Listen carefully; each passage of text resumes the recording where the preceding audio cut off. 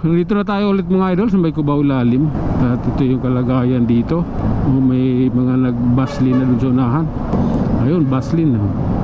Marami pa rin talagang kupal na motor dito. Yung nakakasira sa aming mga matitinong riders mga idol, marami pa rin dito. So kailangan talaga yan, may manghuhuli dito, may maninikit ba? Araw-araw may manghuhuli para tikitan yung mga yan.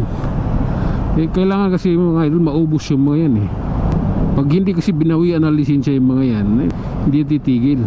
Pag nabawi na yung lisensya niyan, titigil yan. Ano pa, mamanihuin mo wala kang lisensya, magbike ka na lang.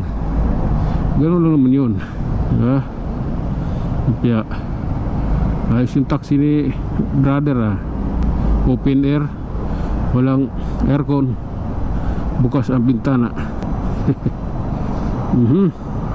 Lakay lang tayo, nasa harap tayo ng farmers mga idol. Okay, I love you all. Bakit pasikip yung sunahan? Nangyari yung inoban na to bukas kaliwa. Okay.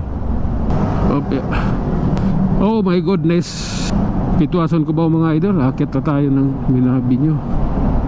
Pero anak ng toko, ayun, hindi maganda. Kaliwa tayo. Hindi maganda yung ano dun pwedeng daanan Dito tayo. Abay, pangit dito. Alright. Minabi nyo na tayo mga idol. Aba, maluwag dun.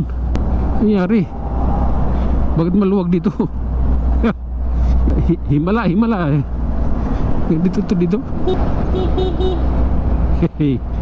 Ba't nagiging supot yung busina ko?